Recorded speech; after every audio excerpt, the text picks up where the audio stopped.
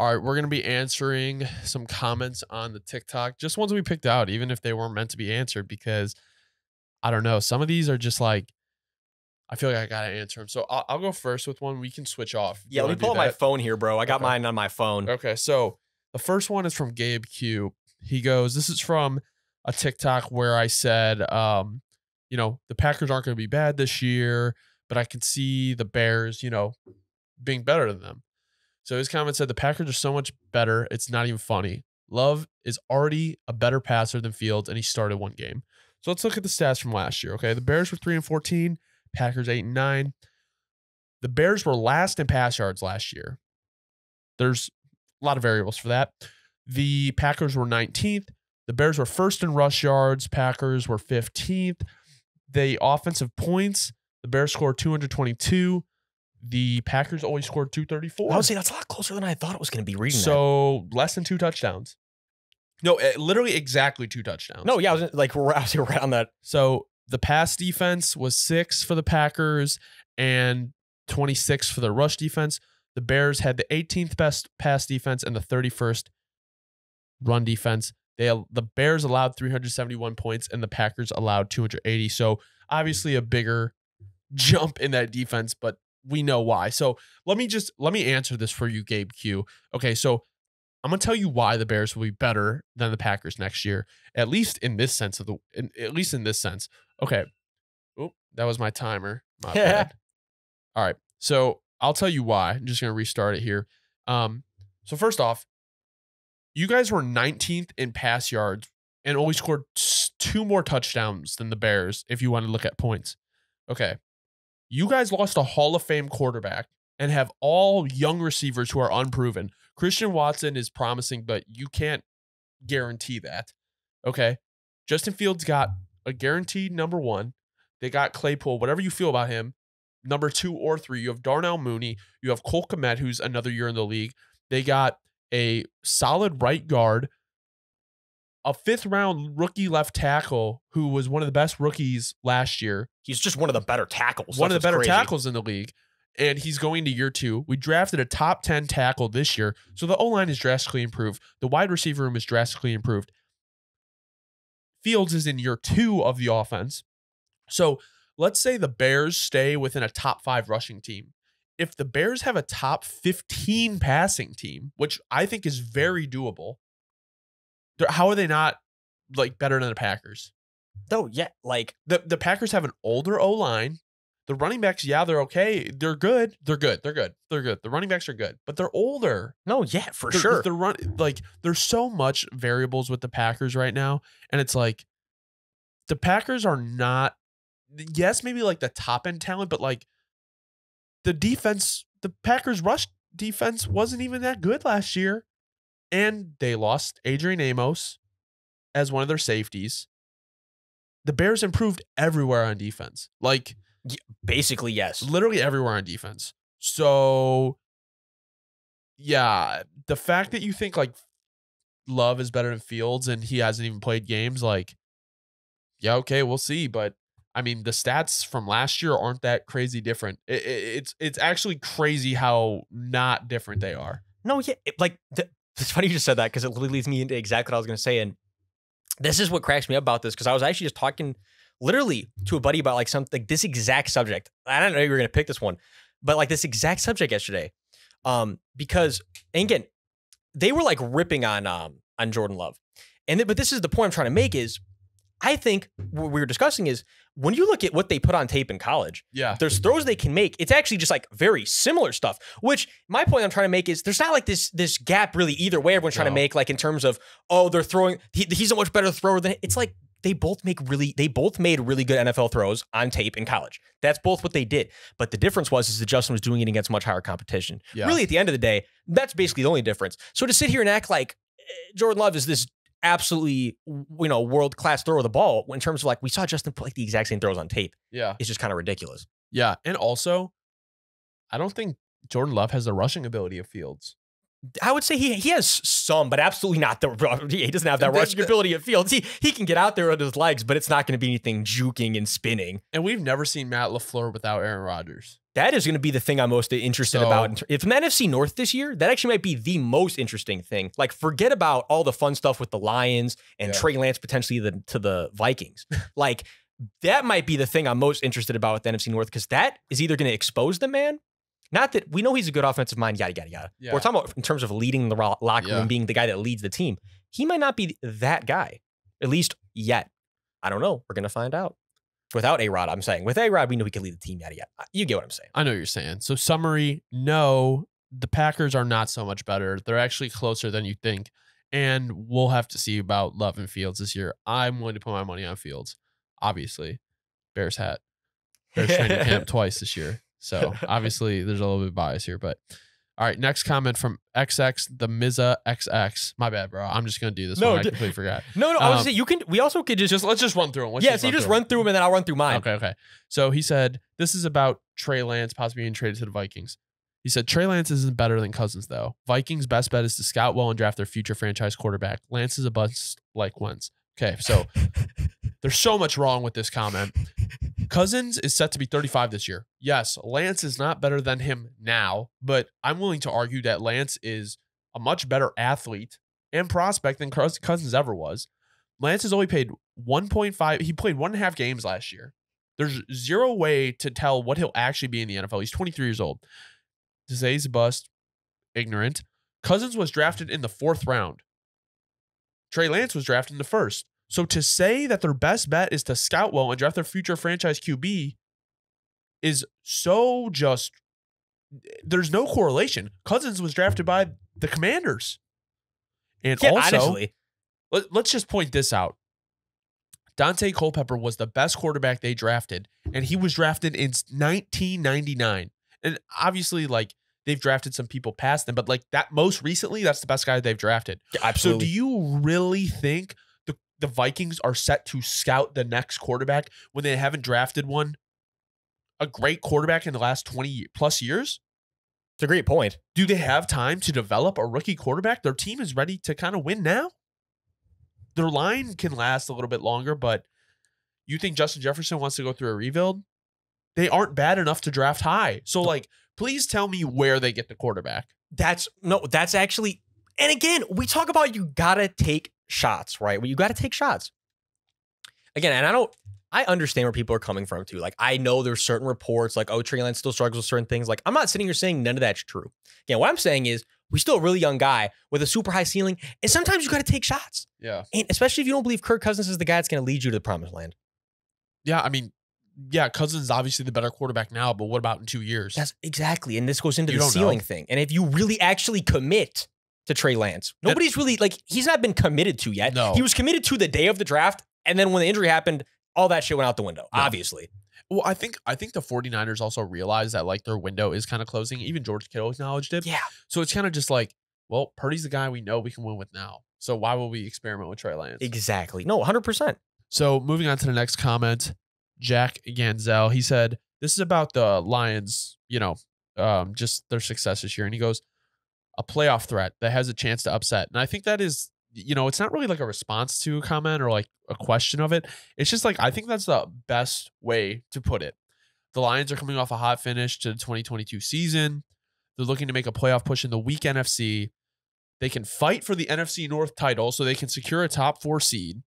And if they make it past the divisional game and get hot at the right time, I feel like they can go toe to toe with anyone. I feel like so many people are like either super down on the Lions or super, super high.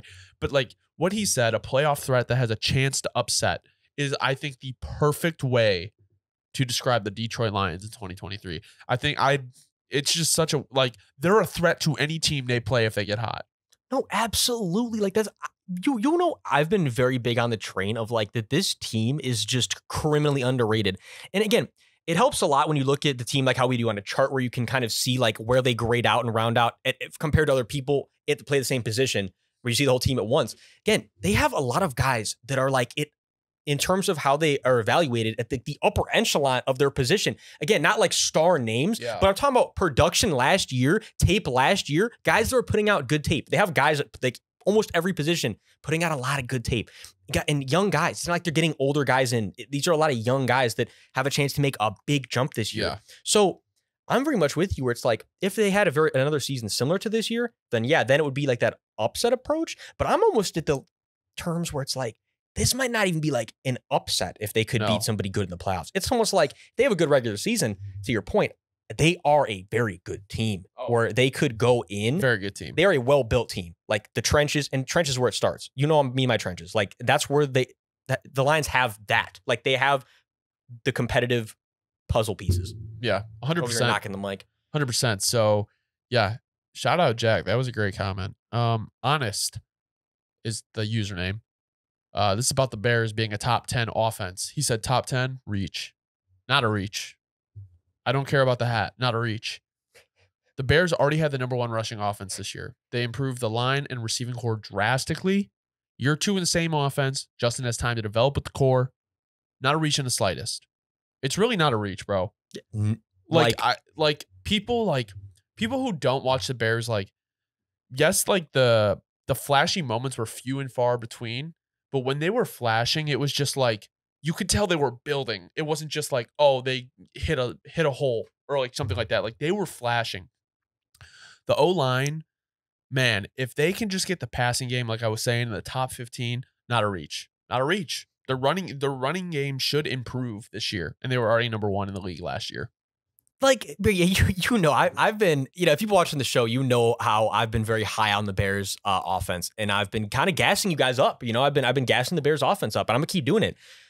Like, again, back to my chart real quick. You know, when you look at the Bears offense on a chart, you see it. There's green everywhere. Like they have guys that are very good at their position groups. And again, I think the Bears are just going to keep playing very much smash mouth centric football. And again, to a defense, that's like the most frustrating shit to play against. It's like we know what play is coming, but we're just getting out physicaled. And it's like that's the most frustrating way to lose games. That's what's crazy is, in my opinion, that's how the Bears are going to be winning games this year. They're going to be winning games in the most frustrating way to defend against. And it's where it's like that just bodes where it's like already, yeah, like if you think that they're still going to be running the ball as heavy as they were last year, which they will, and the passing game even just makes like a smidgen of improvement, there is no doubt they could be a top 10 offense. Oh, yeah. Oh, yeah. And 100%. And also, like, another thing is, like, their defense is going to give them more opportunities this year. It's so much better. So it's like they're even going to be scoring more, hopefully, because the other team is going to be driving down the field, scoring every time. Right. You know Taking 8 minutes off the clock. Right. So it's just like the offense is could be easily top 10 this year. Not a guarantee, but it could. All right. Last comment here. We got Alex Kiefer. He said Tua isn't good and was drafted over a much better quarterback. That's hilarious, though. This was just in the Tua MVP talk that we made. So, first off, Tua's been plagued with injuries, and it's not just like regular injuries. Like Tua has been plagued with injuries, and not just regular injuries. It's been like head injuries, so problems with processing, everything like that. He can run the McDaniel system really well. They have the fastest receivers in the NFL. With a healthy year, Tua can repeat, if not improve, what he already was doing last year. Regardless if Herbert is better, that has nothing to do if he can lead an MVP campaign. It's the most valuable player. And it's like, in the Shanahan offense, you need someone to run the offense. He would be the most valuable player to that team if he can lead them to a deep playoff run. And obviously, MVP is regular season, but he was putting up great stats last year. He's plenty capable. He's smart. He can lead Miami to the playoffs, possibly an AFC East title. He is for sure a top 15 quarterback in the league. It's no argument. To say he isn't good is ignorant. And the argument that he was drafted over a much better quarterback has nothing to do with him alone and him being an MVP. No, I'll say, yeah, funny enough, winning winning an award at the end of the year has nothing to do with where you were drafted. That is, that helps Tua out in this case. Now, jokes aside, I'm with you 100% though. It's like, and this goes back to the Tua hatred narrative thing. Tua just, I don't know, dude. He's got a lot of haters. Like it's kind of getting weird. He So does. I feel like he hasn't done, Tua seems like a good guy, I don't know. I guess He a lot seems of funny. a lot of Bama haters, kind of like in the grass. Is that really weird? Is this where this comes from? It's probably He's like the one successful Bama QB, so now everybody's just snaking the grass on him. He's just one of those guys that people don't like. I don't know. It's weird. It's weird. All right, those are my comments. All right, bro. Just give me 1 second. Of course. Yeah, so if you guys like this, we're going to keep doing it regardless if you guys like it or not, because I think it's probably going to drive engagement. I think this shit's fun to do too. Like I enjoy it. I like little calculating my little responses and stuff. Yeah, dude, I'm gonna and I feel like the more we do this, we'll get more and more comments. Yeah. Also, a little side note, but we appreciate you guys. Anybody you leave a comment ever, we appreciate you, man. We do. Even if it's hating. Yeah, literally, dude, you can hate in the comment section all you want. Just, we appreciate the engagement. We really do. Yeah. Speak of a hating comment. Okay. All right, we got one here from NL Malik. What's going on, NL Malik? Appreciate your comment, bro. All right, so Malik says, what the hell? I'm gonna translate any acronyms or anything like that. What's going on here? He says, what the hell is this guy talking about? Yeah, the Bears improved a little bit, but the most pressure is on him, referencing Justin Fields, because the talk was about Justin Fields having the most pressure on him potentially of anybody in the league this year.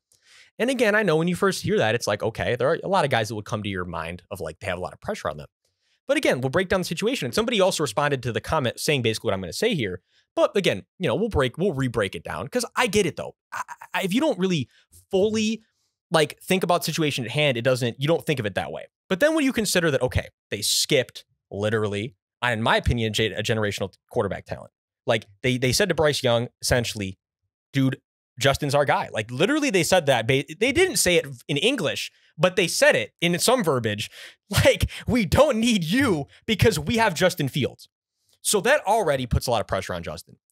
Not even if you didn't want Bryce Young. Let's say you're an A Rich guy or you're a CJ Stroud guy. That's fine. They said the same thing to them too, right? So you take that in a year where your franchise has the first overall pick, and then you say to the fan base, this is the guy that's going to lead us to the promised land, because that's what you're doing. You're like, all these potential generational guys. No. We have our generational guy. That's what they said when they committed to him.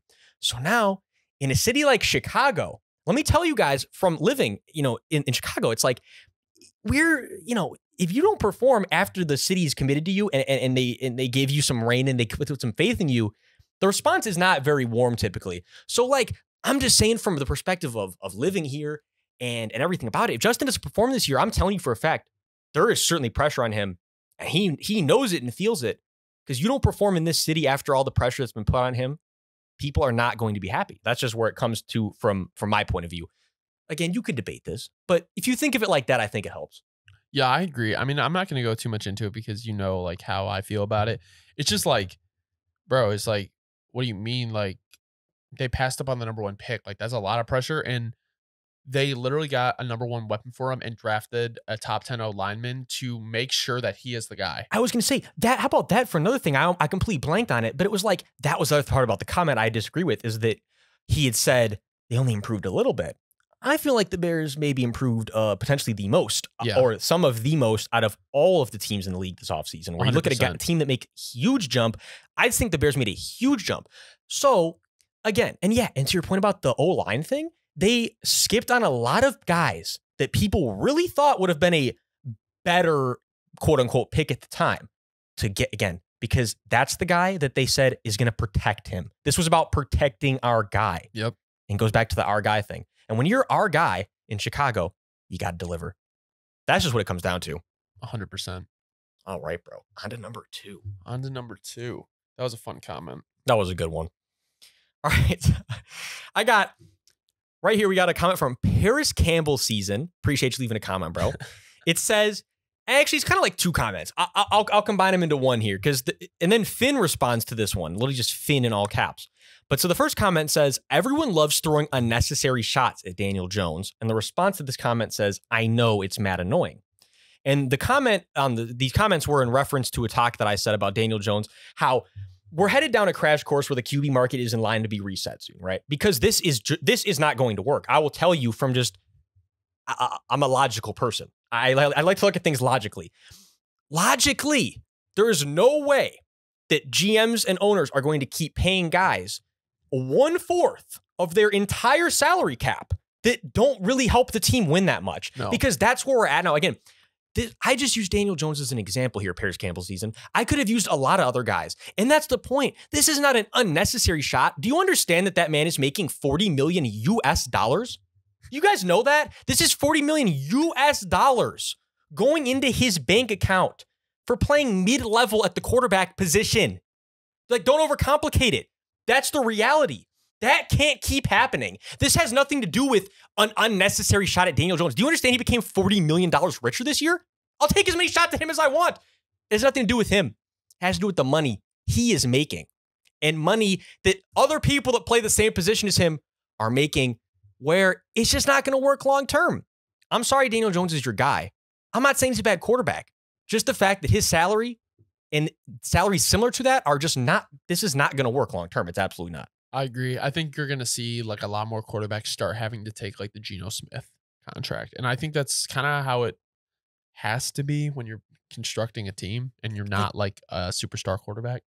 Like, why people I go back to Brady every time with this. There's a reason that the greatest, okay, if you're one of these people that, oh, Mahomes is now the GOAT, whatever. Don't overthink it. Just the greatest at this time, Tom the GOAT Brady, right? Look, if the greatest quarterback of all time can sit there in a room by himself after and looking at all the accomplishments, everything he did for his team, and still go, I know in my heart that I got to sacrifice some money for us to have a real shot to compete at the highest level. That's all you need to know. That's the greatest of all time that was doing that. If you think that somebody who's much less talented than him and smart than him is going to step in here and demand double, triple the money and still be able to leave with the Lombardi trophy, you're lacking a brain.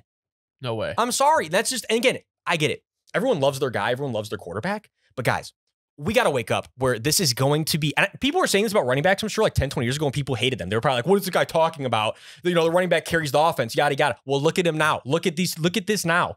It's the same situation, and everyone is going to, again, like you said, I think people are going to start seeing it more and more. The Geno Smith deal is going to be more common because it doesn't, why would I pay you 1/4 literally of everything I can pay all these 53 human beings? It just doesn't make sense. You got to look at it logically, you know? Does not make sense. I know I'd be sick if the Bears did that. I mean, they damn near did with Jay Cutler. Look at how it went. He got overhated in Chicago. I just think like the 7-year extension was a bit much. Well, let's use Jay as the example of throw back to your last comment, but it's like that's the point is when you don't succeed in Chicago, off tangent, but even if you get paid a lot and you're supposed to be the guy. Yeah. If you play even good, but you're not great, they're gonna let you know. Like, oh yeah. Yeah, I remember that contract at the time was crazy. 7-year, $126 million. I damn near threw up. I remember. Oh, that one was crazy. But hey, move on to the next comment. Appreciate your comment though, Paris Campbell season. All right, on to the third one. We were talking about the one a lot before we started. I thought this one was what I know you'll be interested in this one. All right, so from JC. All right, wait, JC and the Sunshine Band. Shouts to JC and the Sunshine Band. Appreciate your comment. I don't know if that's just one person or a whole band. I don't know. But if you're a whole, whatever, we appreciate the comment. I appreciate it. So I got the Bears lineup pulled up right here. Let me just stall for 1 sec as I pull up the Packers lineup to pull up side by side. But I can already get going on this tangent where it's like, and I was telling you this before, they're Packers fans. And again, it's just the rivalry you guys have, right? Like you guys always, Packers fans and Bears fans are never willing to look at each other objectively. You guys just aren't. I feel like as I've gotten older, I'm willing to. Yeah, like okay, let me say most. Most are just because you're a logical man, bro. But most people just don't have that in them. Like they just can't get it. They can't sacrifice the pride of just actually looking at it objectively. It's like if we look at the situation objectively, the Packers and Bears in terms of roster talent, there's not like a humongous difference. That's why I think. I just say Bears fans and Packers fans, y'all crack me up with this because it's like my biggest rivalry, like Saints and Falcons fans. It's like we just hate each other. It's not like even if the other teams are good, we'll be honest. It's like they're good, but I just hate them. Like it's like I hate them. Like we just absolutely my blood boils. Screw that team. Like Packers and Bears fans, it's always just like there's no in between. Like that team just sucks. Like they could be so super competitive. You guys could have be the exact same team, and it's going to be that the other team sucks. I guess that's my point is I think you guys overthink it about each other is that you guys both are young, talented teams with budding stars and a few guys that are really lead at their position. And then you guys lack a few things in between. But I think, again, like similar situations. And I think that's just my main point is I think a lot of people overthink it. It's like the Bears and the Packers at the end of the day really aren't too much different. If Jordan Love ends up having that same potential that I think he has, and like a lot of people think he has. Yeah.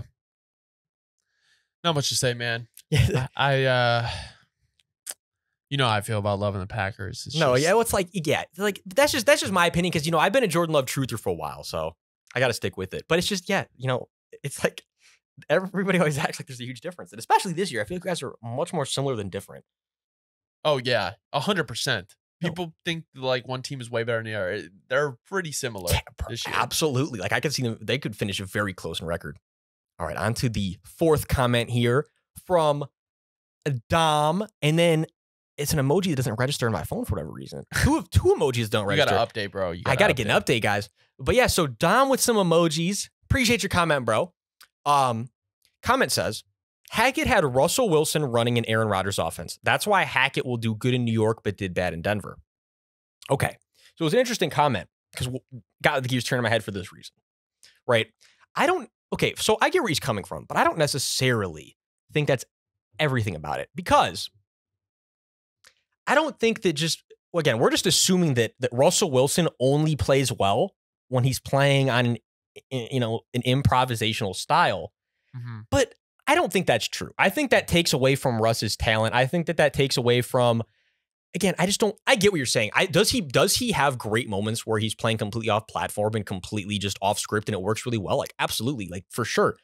But I don't think the fact that he had him running the Aaron Rodgers offense was the problem. I think the problem is just that it was a whole new style of offense. Again, so what you're saying is partially true. I'm not saying I disagree actually at all. I don't disagree. I just disagree in terms of I don't think it was the fact that it was the Aaron Rodgers offense. I just think it's the fact that it was a new offense. The point being, I don't think Russ can't play good on script. I think that because again, if you believe that, well, then you're in for a real shithouse this year, because Sean Payton's offense is fully on script. There is no off script in the Sean Payton offense. So, that's where it's like, and for people that drafted him in one of our dynasty leagues for money on the line, me and Hunter co-manage, I can't be hearing it, because Russ has to play good on script. Because if he doesn't, we're screwed. Yeah. So, yeah, I think he'll be okay. I just think also another thing is regardless if Hackett was running of the offenses, I also think it was a thing of I don't think he was fit to be a head coach, and I think the players saw that. Oh my God. Okay, so can I take us on a quick tangent real quick? Because I don't know actually how none of us thought of discussing this. Because I was driving here literally thinking about it. But quick side tangent. We'll get back to it. But it still does connect. With the Hackett thing, everybody's so up in their feelings right now about and I don't know how you feel about Sean Payton stuff Sean Payton said. Look, again, I might, you might, this might be a moment where some people think I sound like an asshole, but I'm fine with that, because I'm an honest guy. If you know me in real life, I got love in me. But I think we've hit a point nowadays where people that are just brutally honest, everyone thinks they're being an asshole, and it's no, that's actually, believe it or not, that's what raw honesty sounds like. And people have just gotten so not used to hearing it, because everybody wants to be they have on their back pad all the time, and it's we can't hurt anyone's feelings. Dude, the reality of the situation is he did a fucking terrible job. He's getting paid millions of US dollars into the bank account. And again, I'm gonna let you give me your point of view in a sec here, but for me, it's just he was being raw and honest. Yes, maybe a little rude, maybe a little, some things he said, maybe a little unnecessary, right? Oh, maybe you could have gone without saying that. But the bottom line is that this is what he was trying to do, in my opinion. And this is what he did. He said, look, I'm not going to be your yes man. I'm going to come in here and do a really good job. I'm actually going to do a good job. I'm going to be the opposite of him. I can sit here and go to the media all day and be super friendly and all that stuff that he did while we're doing terrible and we're sucking and everyone's like, oh, he's such a nice guy. Or I could come in here, kick everyone's ass, actually get production out of it, and say whatever I want, because I know you're going to keep me here, because the production I'm going to provide for you is actually going to be worth the money you're going to pay me. Again, I'm not saying that I would say the same thing, and if I was in Sean Payton's shoes and I would even address a situation like that, I'm very non-conflictual, or however you'd say that. I avoid that type of stuff. I personally would not have acted the same way. However, again, Sean Payton doesn't think exactly how I think. Sean Payton wanted to make it very clear, and from my opinion, I look at it psychologically. I think that was kind of the point of what that situation was why it was happening. It was he's sitting there and he's saying to everyone, guys, I'm taking this seriously, and basically Hackett didn't take this shit seriously. I'm going to actually come and bring the heat every day. No, I agree. I think the same thing too is they criticize these coaches and players for not being real. And then as soon as they're real, they get tore up. And it's like, whether you like the realness or not, like, at least he was being honest. And like, yeah, like people think he crossed the line and like, yeah, it was kind of just unnecessary. But at the same time, it's kind of like, there was not a single person calling him out for like what he was saying. Like they never, like everyone was saying he was rude, but no one said he was wrong. So it's just like, okay, so it's universally agreed that he did a horrible job and everyone knew it. Someone just said it. That's why sometimes like the way the media handles things and stuff, it's like, oh, that was so mean. Let's just like acknowledge it and put it fully on blast for everybody. It's like, if you just let it die out, like nobody would even given a shit. If you didn't push the story, I wouldn't have even known Sean said that. No. See, that's where I think it's so ironic and funny. Yeah. Yeah. It's very interesting, bro.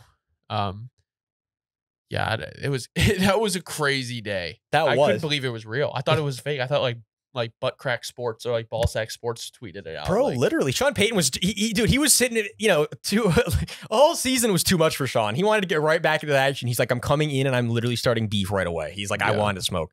But yeah, appreciate your comment, Dom. It low-key drove a bunch of good discussion. So one comment leads to a whole discussion. We love it. All right. And then, see, my last comment was very similar to the one you had. Yeah. But I'll try to like break it down differently than like this one. Mine is from, that just wasn't the exact same comment you had, right? Mine is from Dizzy708. He said if Tua didn't get hurt last season, he would have won MVP. Basically agreeing with what we were saying. No. And my thing was, I was just going to, real quick, let me just pull this up because I got to pull up Tua's stats for this. But it was like we were saying earlier, people were really acting like, he was off pace statistically to have a shot to win the MVP if he played the whole season. Let me pull up my handy math in my head. Let me pull up my numbers in front of me here. All right, let me do some math because he started in 13 games. We know he absolutely did not finish every game he played in. There was plenty of tangents in there. It wasn't, and even even those 13 games. So we're missing a full literal 4 games of production. The 3,548 yards, 25 touchdowns, 8 interceptions. Okay, I don't know the exact math of it. I'm not going to even sit here and pretend like I do or even give you, I'm not going to do that. But all I'm going to say is if we did the calculation of if we had each game, yards per game added on for every, what he averaged onto those 4 games and then the touchdowns, we'd be looking at a very, very solid, we already are looking at a solid stat line. We'd be looking at a beefed up stat line where you're like, okay, that's an upper echelon quarterback. Yeah. Again, and that's where the Tua hater narrative, if you take the name out of it and you just showed someone Tua's stats, they'd be like, oh, wow. Like, that's a guy right there. Like, that franchise has got a guy. But it's like you throw Tua's name in and everybody just fucking loses their shit. It's like, I don't know, dude. It's, we kind of already said it before, but it's just, Tua's got, more than anything, Tua's got to come out this year and really kind of shut everyone up, I think. That's definitely got to be his mission. That would be the biggest thing. If he can come out and just make everyone shut up, I think all the hatred goes away. That's got to be. Or again, they'll just be like system QB. I just pray the man can stay healthy at the end of the day. Yeah. Really, that would be the number one thing. And if he could ball out on top of that, I would love to see it. At the end of the day, who's not a system QB though? Like literally, everyone's a system QB. That's where it's still like ridiculous. You run the offense well. That's your job. You're a quarterback. Call us crazy. Yeah, like come on, man. That is hilarious.